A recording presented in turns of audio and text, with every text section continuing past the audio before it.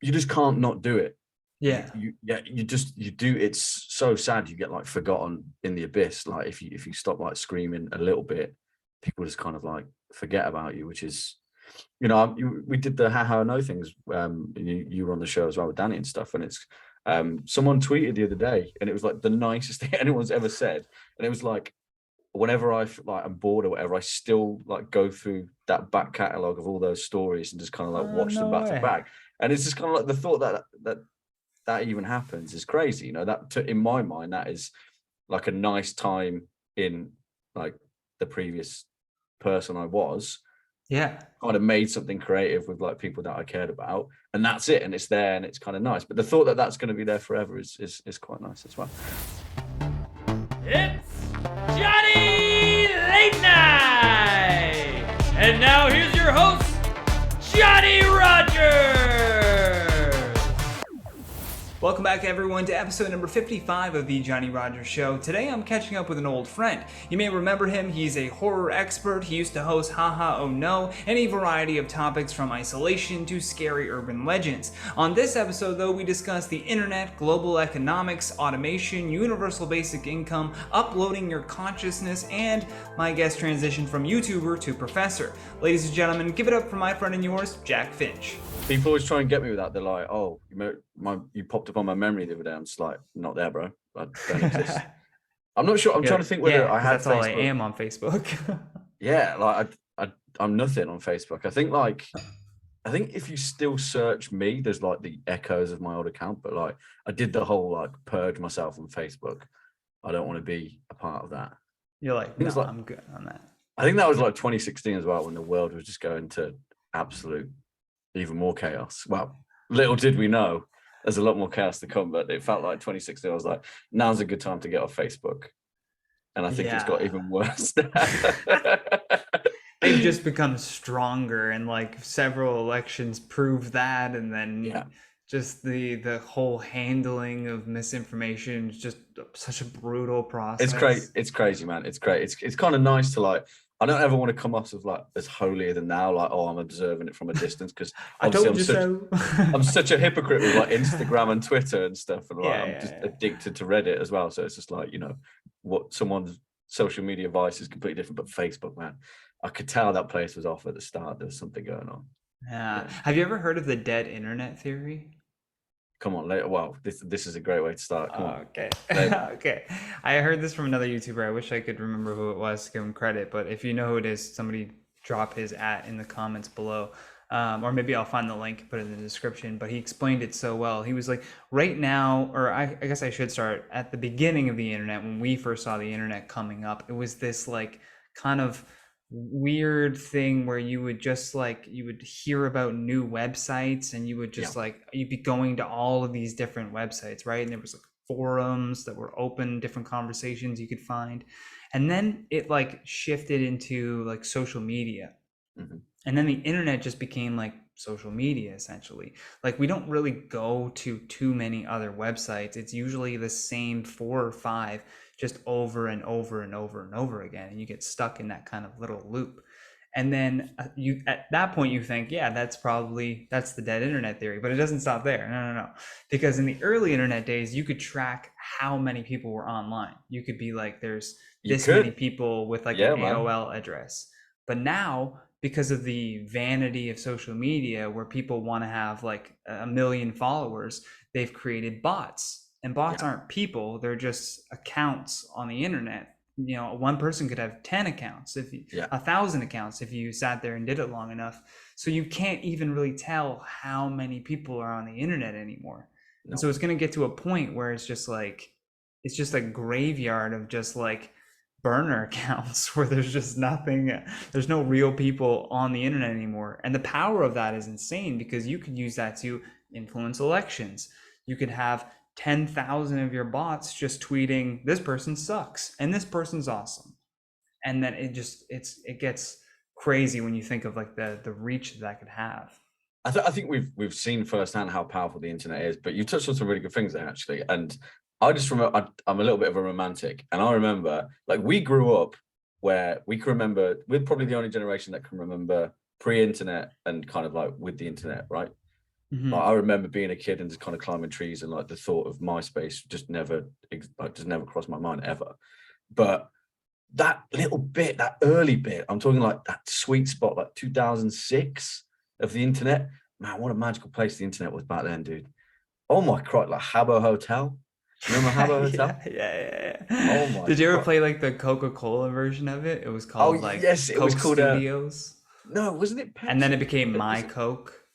Yes, it was the Coke one, and it was just a Yeah. cheap knockoff. It's kind of like Yeah. dystopian. Like you had to have like a Coke vending machine in your room and stuff like that. Yeah. Habbo Hotel was just kind of like, It was very dystopian. it was really. I remember the art style was kind of all the dystopian. rooms are the exact same. You've got like Yeah. 4 patterns to choose from. But like, what a Just magic square place. blocks for furniture. Dude. Like that entire website, Habbo Hotel was. I think it started with like a team of like 4 coders, and it was like, and that was like, there was one point where that was like the place to be on the internet, Habbo Hotel. Yeah, you just hang out ASL. Like you would just hang out and ask people ASL, like, "Yo, bro. where are you from?" Like, I went. Look, we'll go off on a little tangent. I remember I was like a little bit of a shit kid, and I like I was got a shit kid. I got Is that what we addicted. title the episode? Yeah, no, Shit kid. but definitely can't give it. Yeah. I remember kind of, because you used to the currency in Habbo Hotel was did it have a name, or was it just like credits? Yeah, it did. They all had some name. And you could ring up like their phone line, and I think it charged like 45 pence or something in the UK, and that would give you like a set amount of credits. Wow. Dude, I got addicted to it. I like became like a salesman in Habbo Hotel. I was like trading and buying my way up. I was kind of like getting all those Habbo club sofas. And my mum I came back from school one day, and my mum sat me down, and she just slid the phone bill over to me, and it was like £50, and she's just like, what have you done? Can you explain this? Wow. Tell me And I why was you're like, renting out this hotel. She has no idea. She's like, son, do you own a hotel? And I was just like, it's Habbo Hotel, Mum. I'm addicted, please. Yeah. But she couldn't take away all of my currency on the digital. She had no idea what it was, so it's just kind of. The craziest thing is like there's kids doing that now, but just in a completely different environment. Trading shoes, like, dude. Yeah. Well, even if you go to video games too, I heard there was like this kid that Gary Vee was talking to, and he was probably like 14, 15, and he said that he makes like a sizable income just like selling some in-game currency. Like he just sells like packs of in-game currency to people and trades it like stocks. Well, I mean, there was the whole I think it was CS:GO Minecraft actually. Probably, yeah. I mean, kids set up servers, and they like literally charge like a flat fee. If you're charging like $1 a month, but like you've got 1,000 people who want to be on that server. But should kids be doing that? You know what I mean? Not like from a moral standpoint, from like, are we past this? Like we should be at a place where kids don't have to have like an online job at 14. I mean, it's true, but it's you know, it's kind of like, is that just late stage capitalism? Are we putting out 14-year-old kids to make money in virtual online spaces? I don't know. We have like 8-year-old entrepreneurs just out of necessity. Yeah. The entrepreneur side of it is absolutely fine, you know, like that's going to happen regardless. I mean, but yeah, I suppose it's down to. So for my kind of new career, like teaching esports, we technically can't teach anything that's less than PEGI 16. So kind of like CS:GO is classed as kind of like a mature game, so it can't be actually taught on a curriculum. But I mean, Fortnite, man, it's all good to go. You know, League of Legends. Wait, Jack, back it up. Did you say you teach esports? Yeah, sorry, that's my new career. Amazing. I feel like we left you a few said bits, you were a teacher, and I was like, okay, cool. Like you told me like your job, but you like left out the esports part. Yeah, I teach esports, and I'm the coach of the kind of the college team and stuff. So that's amazing, dude. Yeah, a little bit of a sidestep, you know, but I'm very. It's fucking. I guess a great sidestep. That's a sidestep to a touchdown. I feel like, again, obviously, to preface this, you said like, you know, we usually on the show you have like a word and stuff, and that's kind of like what you want to roll with. And I think like the journey that you and I have kind of like been on in 2 very different paths, but it's very strange that the journey's led me here. But it's been like 2 of the craziest years of my life, like for everyone as well, with the pandemic and stuff. Like post YouTube career, and then kind of here, it's just like, it feels like 10 years have passed in the space of, I'm sure it's the same for like everyone, but like so much has happened. So yeah, let's rewind back to the last time. When was the last time you and I saw each other? Pre-pandemic for sure, right? Oh yeah, for sure. So we left, because you guys left in 2019. we left Christmas Day 2019. Yeah, Christmas Day. Yeah, we flew Christmas Day, and like my parents had no idea. Like, what were those airport lines like? Dude, we sailed through. It was the nicest really? day. Oh my god, it was so sweet. Like fantastic. I remember like the lady on the front desk was just kind of like in such good spirits, and like we told her what was going on, and it was, you know what's weird though, dude, and again, this is what I kind of wanted to talk about with the show, talking about like the word that sums it up.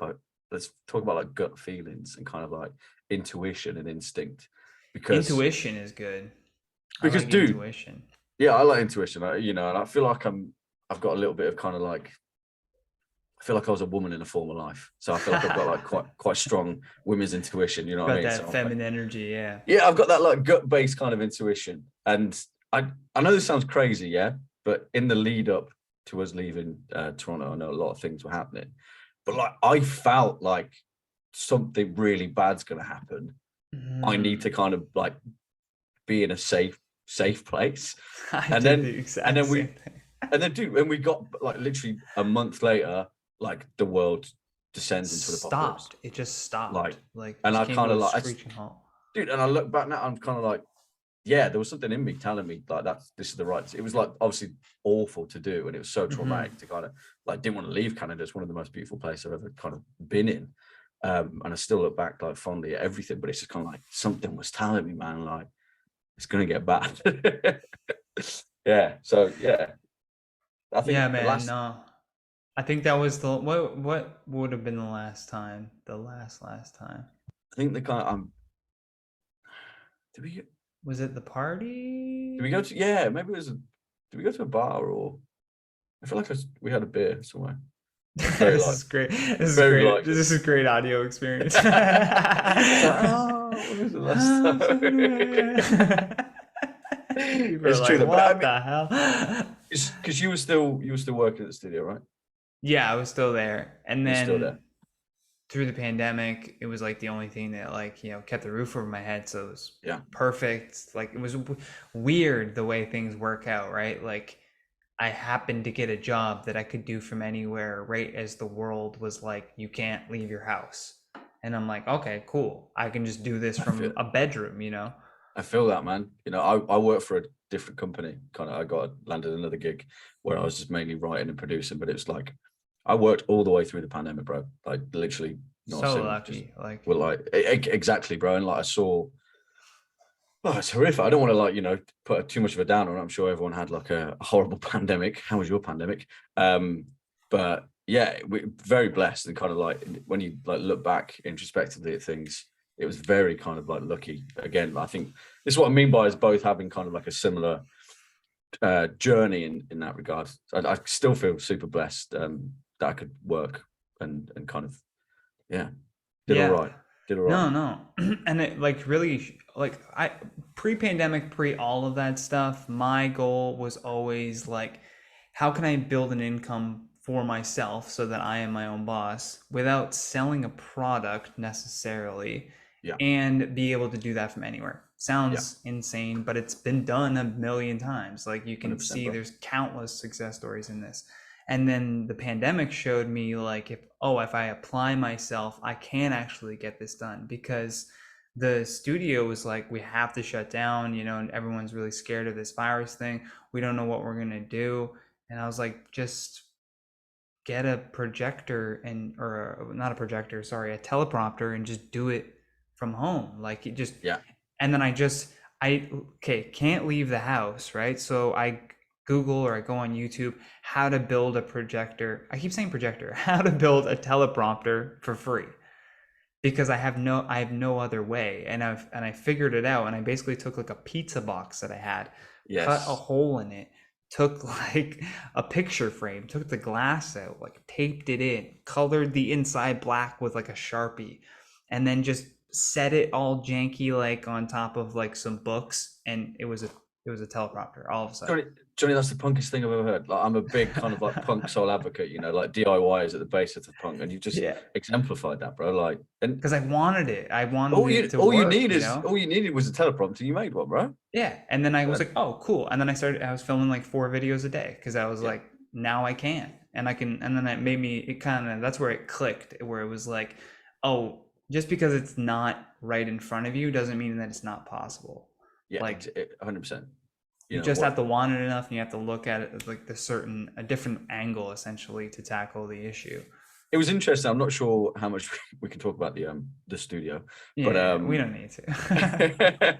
But like working for a completely different production company and stuff, seeing how they did things completely different, which is just mind blowing, and just like how they kind of slipstreamed content into such like a commodified easy package. Like everything was kind of so easy. Like it was all voiceover stuff, it was all visual stuff, editing based. Like it kind of took away the personality stuff that obviously you and I kind of used to do, but it just blew my mind like how efficient it is, and like their viewership is insane. Like, I don't want to like name names and stuff, but it's just like, you know, some of the income that they were popping and some of the figures that they were popping is ridiculous.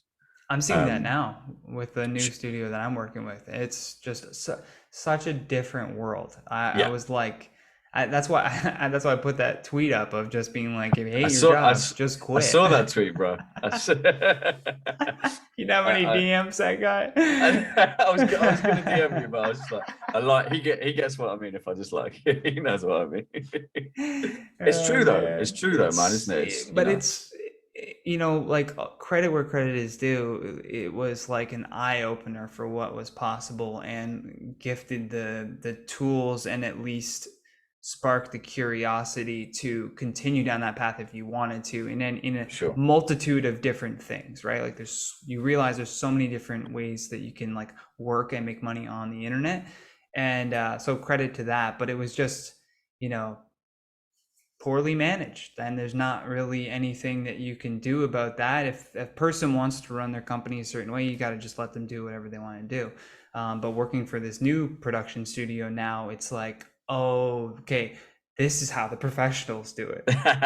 You know, like this is a international, like, you know, studio who has like benefits and a direct deposit, like a normal job that you would expect out of a career. And it's almost on you too to like, I guess I should also say, like, we project what we want onto some workplaces, but that doesn't necessarily mean that they're going to give us that, you know? Again, without getting, I feel like we might end up with a few emails in our inbox if we're not careful. But with, like, you know, there is a certain sense of that mismanagement and kind of not having a lot of options as well. And like what you said there as well, like with benefits, like that was a huge thing for me as well. One of the things that like made me really scared whilst I lived in Canada was like having no health insurance. Like that's scary. You know, I was an immigrant, you know, I kind of was like on like a time scale, and without getting too like health wise, I have gout. Do you know what gout is? Like I suffer from gout. And I had a hernia the whole time I lived in, like a really bad hernia. And it's just kind of like all of those things adding up. I was just like, I'm gonna die, man. I'm just gonna die. Oh my god, they're gonna put you on gurney. Bro, I went to a doctor's in Toronto. I remember I had to book the day off and kind of be like, dude, what's going on? Like, am I gonna die? And he was just like, when's the next time you go back to the UK? And I was just like, I'm not sure. And he's just like, get it done there. It's like, because you're not going to pay for it to get done here.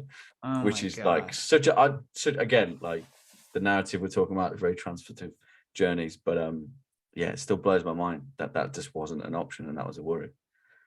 Yeah, like it feels like it shouldn't be, and it feels like a very easy thing for workplaces to just take it off everybody's paycheck as like, you know, a universal thing. Like, hey, you all will have dental benefits. Because when you're in those jobs and you have like full health benefits, and you know that the money that you're working for is going to always be in your account at a specific time, you want to work harder for that person, you know? That's right, man. You're like, they're taking care of me, I'm going to work to the best of my ability. There's going to be no slacking ever. And it's just proven. So it's just so crazy. Like, because if somebody is like trying to work, but the whole time they're like my tooth fucking hurts. I can't go take this out because it'll be $500. And you're not focusing on work. You're doing math in your head of how much money you're gonna lose. Bro, it's so distracting. I'm an avid gardener, and I'm very much live by the old mantra: you reap what you sow. And if you're sowing stuff in bad soil, expect bad crops. And that's just the way it is. Yeah. You gotta take care of your workers. That's it, man. That's really it. Gotta take care of the peeps. That's all you gotta do. Again, we should be careful. But blessed also like to even be in an environment where we were surrounded by like the most creative people. Like, and that was my next thought. That was my next thought. Every single person that worked there is just like insanely creative, all in their own way. Yeah, 100%. And it was such an eye opener as well. Like, how do you commodify creativity? Like how? Yeah. And it's such an awful thing now, as you know yourself. Like sitting down and making something that's a slave to the algorithm is very difficult to do, and it's very left brain, right brain kind of like dynamics. You either have to sacrifice all of the creative element and just do all of the number crunching so you can get success, but that's in detriment to the creative side. And then if you can't do either, can you? It's no. I kind of like made my own little YouTube kind of channel afterwards. I was just like, I'm just going to make a video whenever I feel like it, right? And I made one about kind of like a video essay on horror cinema and kind of like isolation. It was during the pandemic. And that's got like 1,000 views, like 1,500 views or something like that. But I said to myself, I'm not going to make another one until I feel like it. And that was a year ago. I'm just like, I don't feel like it. Yeah. But I feel like there's something in the back of my mind, like when I actually want to sit down and make another one, that will have so much more value to it.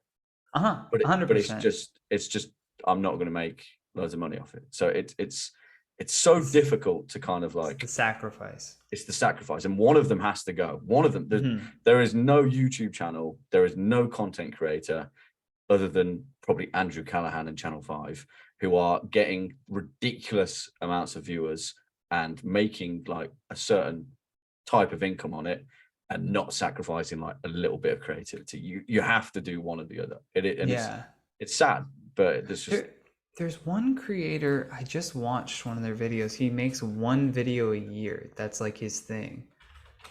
I mean, there's a few that I know about that. Do you know Daniel from SL? He's like a video game. He's a comedian. Daniel from SL, dude, you check that guy out. He's good.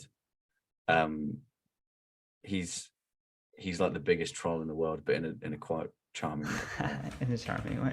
Yeah. Daniel from SL from Second Life. He's been going for it. I think he's literally got like 12 videos.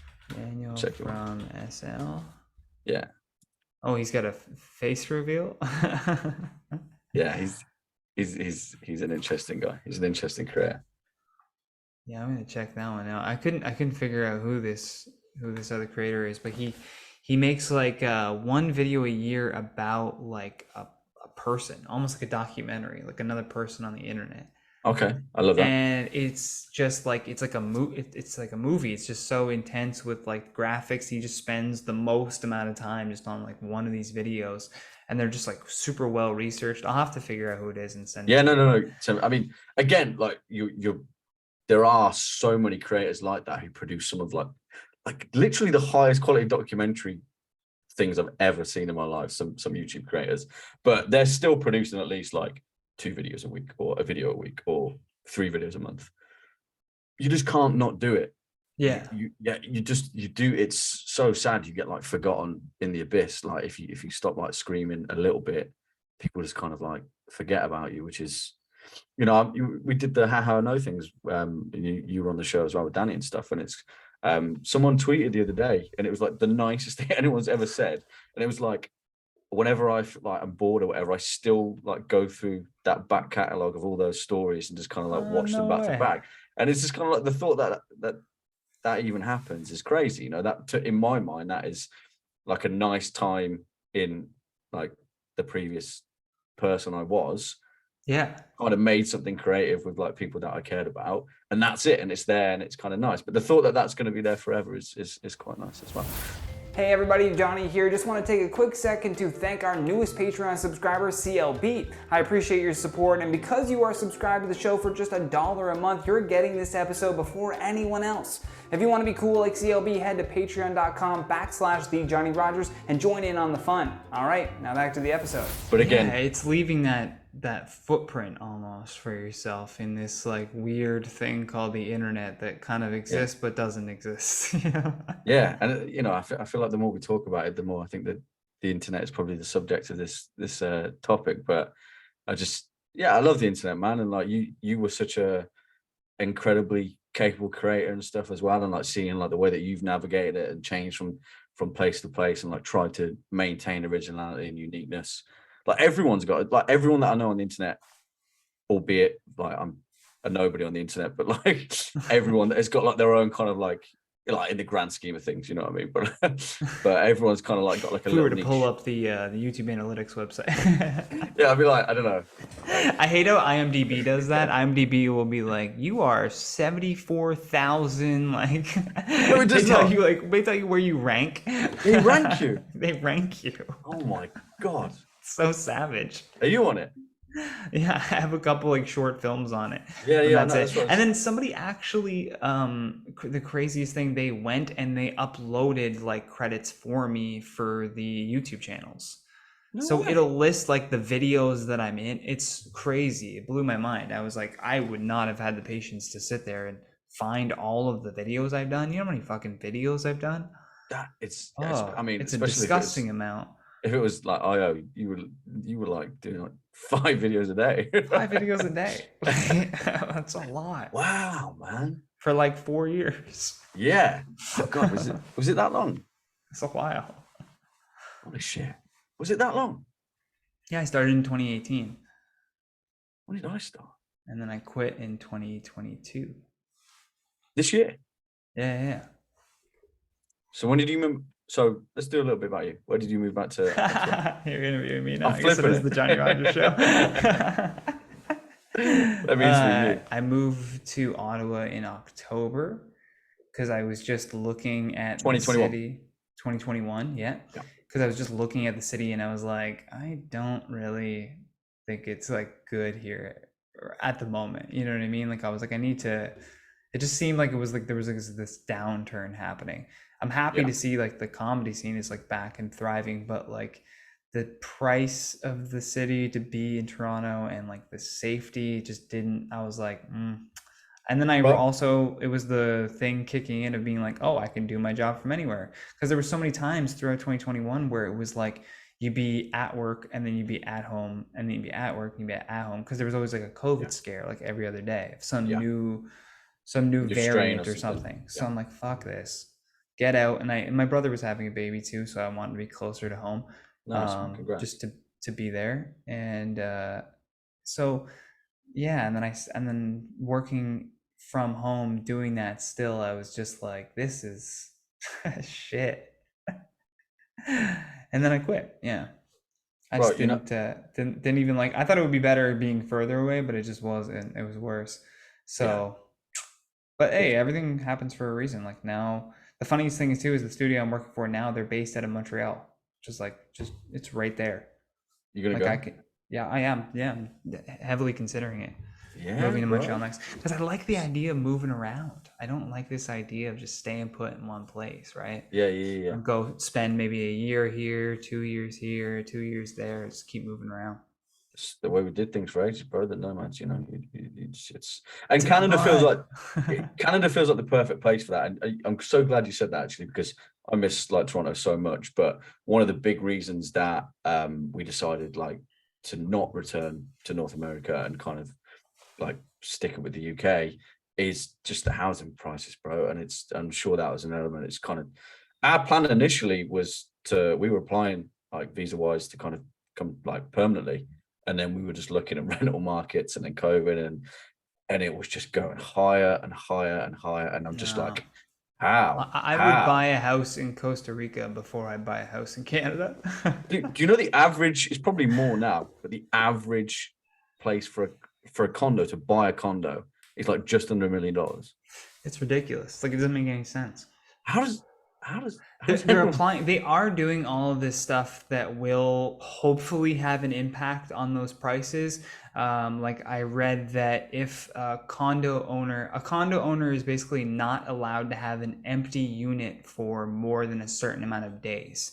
Right. So there are like these millionaires who essentially buy these condos as just like And just assets. sit in them, They just let it sit there, and then if they need money, they just sell London's it. the same. London's exactly the same, bro. So like they just sit there empty, and it's so ridiculous, especially considering this is even worse. Like some condo towers, all they need is like 50% of the building to be sold, and then they can build the whole thing. So there might be even more units that are sitting empty that are just condo units that can't sell because they're so expensive.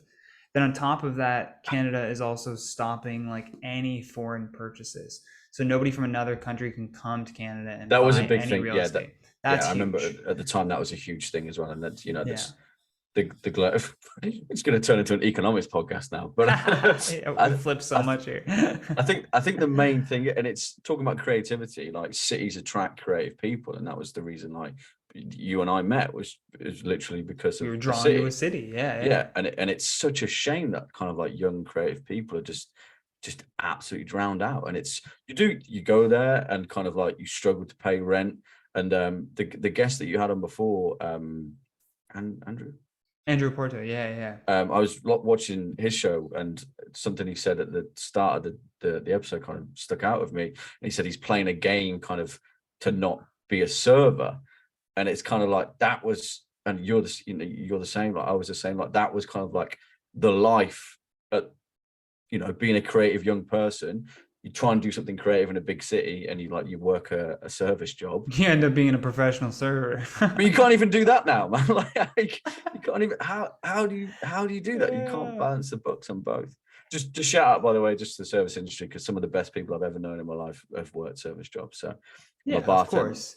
bartender No hate for on life. service people. Like Yeah. I'm always a big advocate of just like, if there's no shame in any job, if that's like the job that you truly want Never, to man. be doing. Never, There's yeah. shame in it if you're doing it just for the money and there's no Yeah. other reason. Like that's Yeah. not shame, but like that sucks, man. Like, or I'm sorry that you have to do that, right? Like I would much rather have people in positions where they really enjoy what they're doing. That's why I'm almost for the like, I don't know, this is a couple of people have said this, and I've said it before too, and people Hit me. get different reactions, but I Go do on. think that there needs to be like a total universal basic income, Yeah. because Why do you think I'd ever like, disagree with that? it's no, but some people are like, what? How is that gonna work? Easy. You're You like, just tax rich people more. yeah, it's done. It's done. Somebody in the We've done comments it. is like, Tax the rich. how dare you? No, but it's like automation is gonna like take over those jobs, and like good. Nobody should be, having to work some of these jobs that automation's gonna take over. Like there are some jobs that are just like not meant for humans. Like this whole industrialization and this whole idea of like working 9 to 5, it's so recent, like in the scale of time. Oh, 100%. Like, farmers didn't even work 9 to 5. It's ridiculous, the concept of the work. Let's not get into too much of a historic. We're going to history podcast now, aren't we? We're going to talk about the history of working classes. Yeah, man, let's do it. But it is such a little side note, little side story. When we came back from Toronto, I don't know, I had work, I was working, but I kind of went on like a month hiatus. Felt like I needed to like punish myself a little bit, or I don't know. But I took a job as a bricklayer's labourer, like a month straight, working with a buddy of mine. The most physically demanding job I ever had. Like it was like back-breaking, absolutely back-breaking. Like my dad's kind of like, he's been worked in construction his entire life. Like he should have retired like 10 years ago, but he's still going. Anyone who works in the construction industry, like my hat's off. You are literally the hardest working people I'll ever. I tried to do it. It's so difficult just being a labourer. Yeah. Automation, man. Just automation.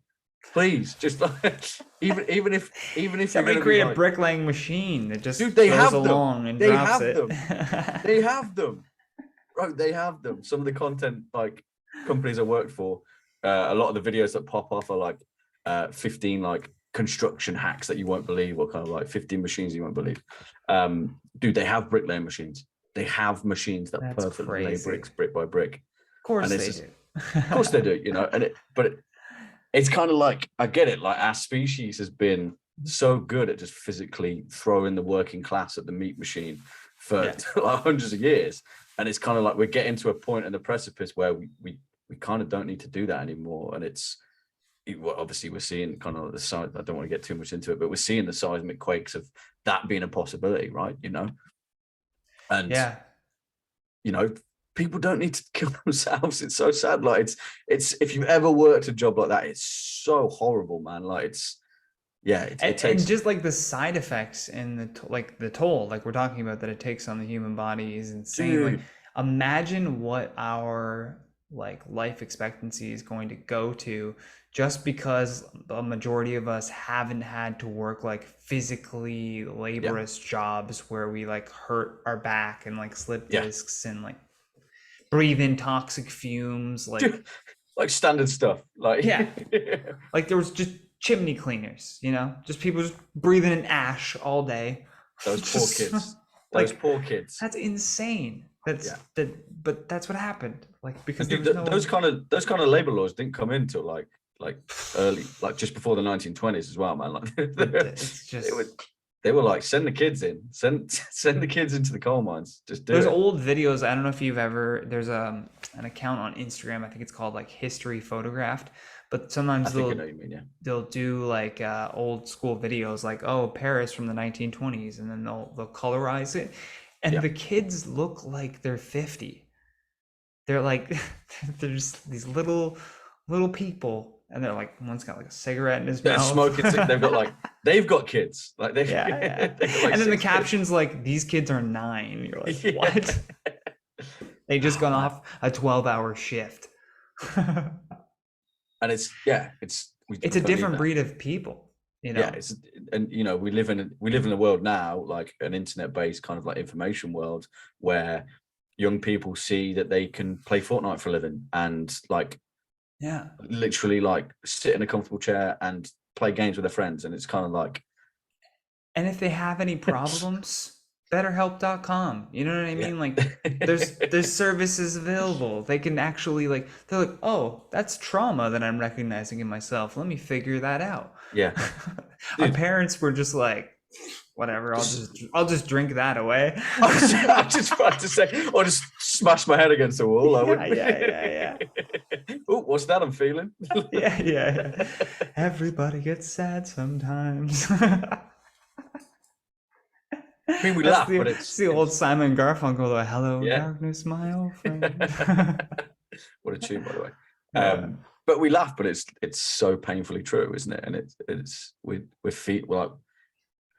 we are at, do you think we're at the end of that or at the start of that society? Like that, I mean, that transition, or but I mean, there's that too. But the transition, what do you mean? Like, do you think we're at the end of that transition, as in like our generation's like fully realized that, or we're just at the start of that transition? I feel like we would fall in like that kind of midway transition. Like, you know, when you look at evolution and there's like the fish in the water, and then you see the fish with like 2 arms, and then finally it grows 4, and then it's out of the water. We're the one with the 2 arms. We're like, we can pull ourselves out of the water a little bit and be like, wow, it's gonna be crazy out here. But like the 4-arm ones are the TikTokers. They're the people that are born after 2000. They don't even remember 9/11, and they're living in this free world where the internet is just like their oyster. They can get whatever they want. They've already been uploaded to the Utopia, man. That was a fantastic analogy, by the way. Thank you. Good job, man. Yeah.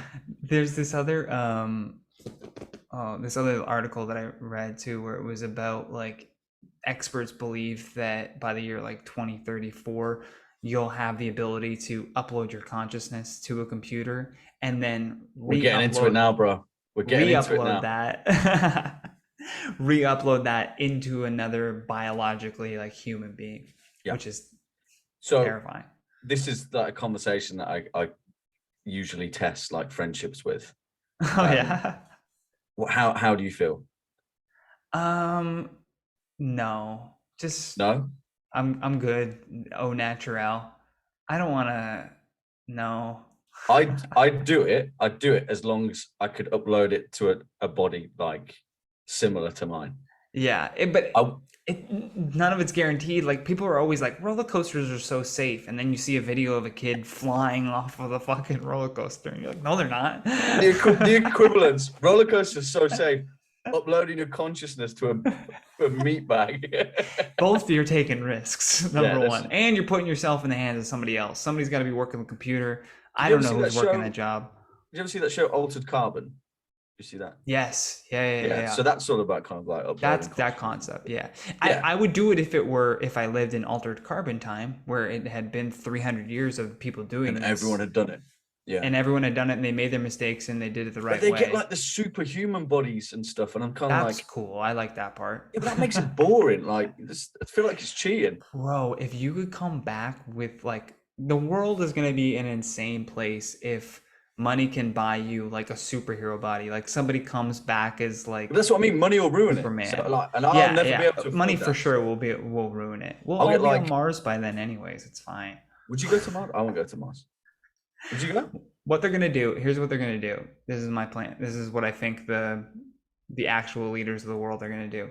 They're gonna tell everyone that there's an imminent threat to the planet, and we all have to go to Mars. Once they figure out transportation, they built. Is this a conspiracy theory? I'm coming up with it right now. Okay, let me get my notes. It's improv. It's improv conspiracy night. So they take everyone to Mars. Wow, the rich people get to enjoy the Earth, because the Earth is actually the sweetest place. You know what I mean? But it needs less people. Like the Earth doesn't do well with lots of people. It needs less people.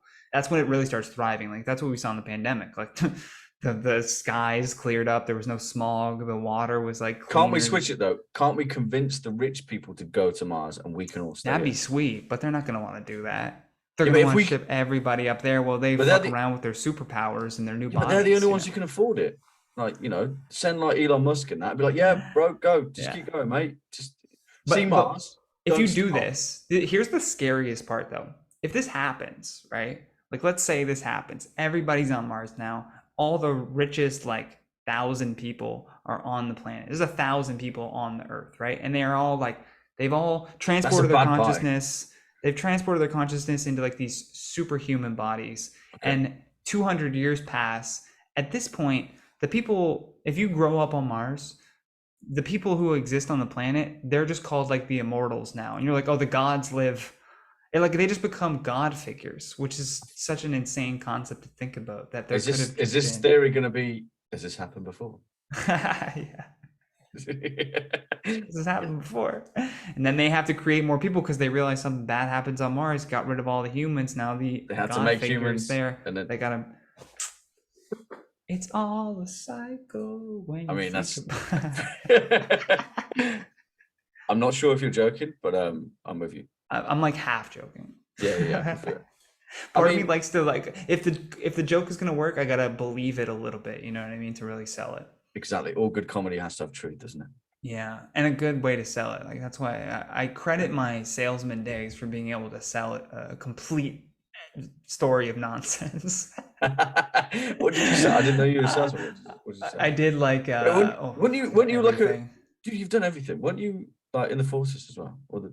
No, I went to school for you went to school policing. Yeah. Yes, you did. You literally went to police. Stolen valor. No. Oh my god, I feel like I haven't called you out for that. Guys, Johnny's legit. Somebody clip this. Johnny Rogers exposed for. That'd be so good. Yeah, no, I did I did digital advertising sales, but it was still a door-to-door thing of trying to get customers and consumers to basically buy into, or I guess companies to buy into selling advertising space and on television screens. I did that for a little bit. And I did before that, I did lawn aeration. Have you ever heard of that? Lawn aeration. Yeah, so that's when you use this aerator, this machine that kind of looks like a snowplow, but the front end is just this big cylinder block with spikes on it, and you run that over the lawn. It pokes holes in the lawn. Yeah, it's supposed to help revitalize your lawn. But I would sell that door to door, which was just an insane concept when I think back at it. I just couldn't imagine a Saturday afternoon. You're just trying to enjoy your only day at home. Some kid knocks at your door with a machine behind him, and he's like, "Hey, Wait, there, sir." Did you have the lawn? I had it. I had it behind me, and I would go door to door and ask people if they wanted me to pay me to aerate their lawn. What? Yeah. Wait, I thought you were selling the machine, but you were selling the service. Like there and then. And then I would just there do and it. then. Yeah. I would just do it right there. And I got people, like a lot of people were I like, bet you did. All right. Yeah, aerate my lawn, please. The craziest thing was like people would give you like one time, it was like the last one I was doing for the day, and they were having like a barbecue, like a family barbecue, and they're like, "You want to come have a burger or something?" I was like, "Yeah, sure." I just had like dinner with this random family who I'll never see again. Like I have no idea who they are. You were aerating their lawn whilst they were having a barbecue. Yeah, I was doing the front lawn, and then when I finished, they're like, "Do you want a burger?" we're in the back, like coming. Yeah. Is it like Fast and Furious? Like cool little backyard. You can drink whatever you want as long as it's a Corona. Yeah, Vin Diesel was there. Johnny, yeah, it was that is fucking in crazy concept. That is wild, man. How much did that charge? How much did you charge? Back then this would have been like 2011. I think I would okay. So the company was like, you can't charge any less than $35. And that's just for the front lawn. Because like they want to make money and they want you to make money too. So you're basically selling, doing the service, and coming up with a quote like on the spot based on like looking at it and just, I'm an 18-year-old kid. I'm like looking at this lawn and be like, what can I? Was this an MLM? Was this a multi-level marketing scheme? Oh, for sure it was. It for sure was. We had to rent the machine too, and I was like, yeah, you buy into the. Yeah. Okay. Oh my God, Johnny. It paid rent in Toronto for a summer, right. so I love I'm not complaining. This needs to be a bit. Yeah. What neighborhoods did you do? Where did you hit? All kinds. Like I did neighborhoods in Scarborough, in Markham. Okay. Like, yeah, but I can see Markham doing it. There was one place that I love to this day. What the hell was it called? Stouffville. I made a lot of money in Stouffville. Oh, that's what you like, Stouffville. Because there was like big house, like huge ass, like giant lawns, and I was like, oh my God, this is crazy. The like, bigger the lawn, the better, kind of. Yeah. You know how you know if somebody's like loaded too is if you see a basketball net in the driveway and it's a glass backboard, you're like, these people have disposable income. What? So glass backboard, yeah. That's the good stuff.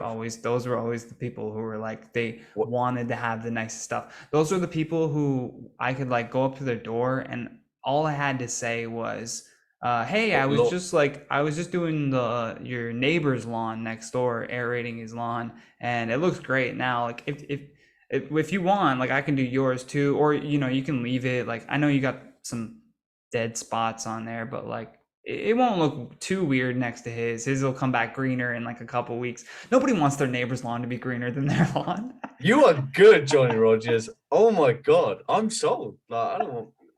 You're like, I'm gonna look at lawn aeration services. Well, it depends on the side of the lawn, right? Like, so I would do, if they wanted just the front one, I would always come in at like $50 or $60 or whatever, and then I would say like, or like if you want, I can do the front lawn for $35, but like I'll also do the back end if you like, I don't know, like tack on like 60 or something, or extra 100 probably for the back. We'll do 100 for the back. 100.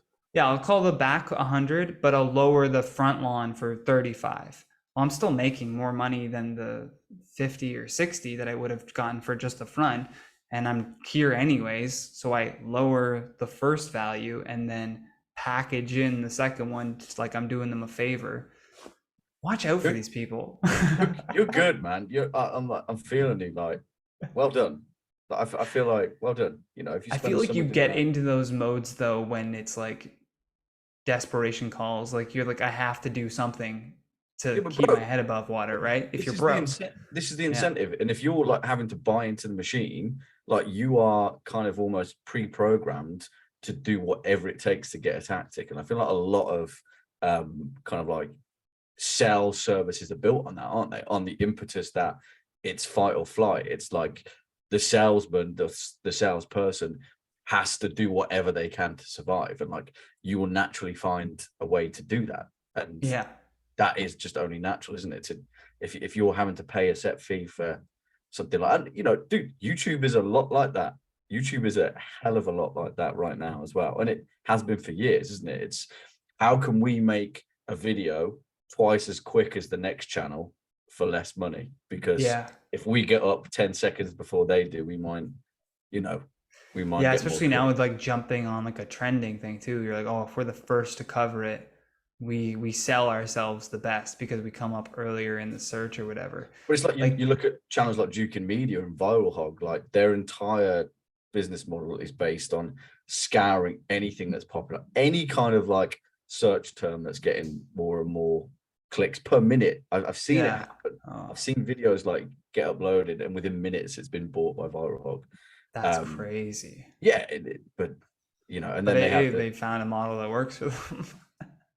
I thought the craziest one is there's like YouTube channels, because my girlfriend got a cat, and we have like a cat TV where it's just like, it's literally just a camera that someone set up in the woods and they put down some bird feed, and it's literally just 8 hours of birds eating and squirrels. And it has like millions of views. You're like, what the fuck? But you're like, hey, they found a market. That's the beautiful thing of the internet. Like, you don't have to work hard, you have to work smart. That's basically describes the internet. Don't work hard, work smart. You do not need to be like stressing out over like all of the minutia of like, oh, what do I need in this video to make it successful? It's like, just be smart about it. If you need to take time, take time. Whatever you do, just make it the best. Would you say the content that you and I produced under the same banner was working hard or smart? Definitely working like too hard. Like I think that, but that's like what the business model was. Like when you work, when it's if you want a content farm, then have a content farm. But like there's no value in it, and there's no reason you need to be working that hard. Also, no. Like you could be achieving the same views and more with a longer video or something that has more time and quality to it. Like I've even seen it with my recent job. They spent way more time in producing a better quality product, and it shows. Like they now have me to, you know, package it and make sure that it hits the right audience. But like, it's really the video itself, right? Like if it's not a good story, then people aren't going to connect with it. Yeah. And then my job is to kind of like keep that engagement going with the connection from the video. 100%. And you know, we wrote like what, 5,000 words a day? Like 6 books. Easy. How? Yeah, right. Just how, because and how do we make it good? How do we make it good as well? Like, I've seen like, and so many different topics. Like any topic you want, pick a topic. I'll write about it. I'll write 5,000 words on it. Pick a topic. You know, I'll make a video about it. I did 2 videos on my channel. One was about like the CERN Hadron Collider possibly ending the world, and the other one was about like kids raging in a movie theater for a Minions movie. Like so different, but I loved it, and I spent time on each of them, and they did well. You know, like it's crazy. I'm a little bit aghast actually when you think of it at that, like 5,000 words a day of good quality content. Man, we were good. We did. Yeah, like people like comment on and stuff that's like, but like it's good because we made it good, which is nuts under the actual like time constraints and stress of what it actually was. And not only did we make it good, but we hid that fact that it was so rushed. We were like calm and composed while delivering this material as well, and we're funny with it when we needed to be. Like that's what I loved about the environment, was it was like super creative people that could do that sort of thing as well. But that doesn't mean it's just because we can do it doesn't mean it's the right thing to do. So true, bro. I'm glad you added that little caveat at the end there. Yeah, because Yeah. it was polluting my mind. I'll leave it at that. Like, Yeah. I'm so much now. I'm so much more obsessed with like what content I'm consuming, because it dictates everything from like my mood to just everything. I think we found the word of the podcast there, bro. Content. It's also it's a double entendre as well, mate. You've got content as in you're happy, and content. So yeah, I like that. That's a good clip there too. How we do. And then slide it to my. That's how we do it. I want to ask you a couple questions that I always ask guests on the podcast. Sure, man. If you're not comfortable with any of them too, we can always move on to something else, because I actually had a list of topics and we never even got to any of them. So that's amazing. Okay, wow. I love when that happens. So okay, even better, bro. Because sometimes I have topics and I'm like, I run right through them and people are like, what's next? Nothing. Let's just hang, you know? It's just been nice. Yeah, it's just been nice to catch up with you, bro. You know, exactly. I knew it would be like that too. Like, no pressure on that. But if you can make a phone call to 15-year-old Jack and no connection to your current timeline whatsoever, and just give him a piece of advice, what would you say? Damn.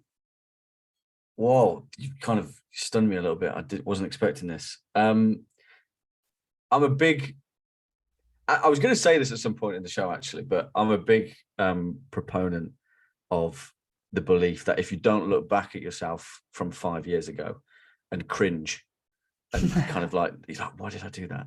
Then you're doing something really wrong. Do you know what I mean? Like if you can't look back at the version of yourself 5 years ago and be like, that guy was a bit of an arsehole, then yeah, you're probably doing something wrong. So 15-year-old me, there are a lot of things that I can like look back at and cringe at. But I think that person just made me a better person by doing the wrong things, which is a difficult thing for me to give them advice on. I'm not sure if I can say any of the advices in the I think you said it there a little bit too, of like, make mistakes, you know, that's even like make good mistakes. Make good mistakes. Like you learn from that, right? That's the whole lesson of life. If you're not making mistakes, then you're not learning. And this is what I try to tell my students as well. It's that, you know, there is no such thing as a stupid question. And I think a lot of the fear of getting things wrong is where it makes a bad student. I think it makes a bad teacher as well. If all you're doing is kind of like focusing on getting the correct answer rather than kind of getting the wrong answer for the right reasons, I think is just bad advice anyway for life. So I think make mistakes, man. You know, get it wrong, because you genuinely the most authentic lessons in life come from mistakes. So yeah, little 15-year-old Jack, keep making mistakes. Maybe don't join that one band that you joined. Let's see, there's a little piece there. And then another question that I like asking people is, and we kind of already talked about this before, about how the internet is this weird time capsule where we will eventually look back even on this podcast and maybe revisit some of the topics in this conversation. So if at some point in time 50-year-old Jack is popping onto YouTube with his VR goggles on, sitting in his bathtub. Not in the metaverse. You're not in the metaverse. You won't get me so. You're on the Windows 95 and you're pulling up YouTube.com with the dial-up connection, and you log in. That's sweet music. Yeah. Do you want to leave a 50-year-old Jack a message? Oh, that's hard, man. That's more difficult than the 15-year-old one.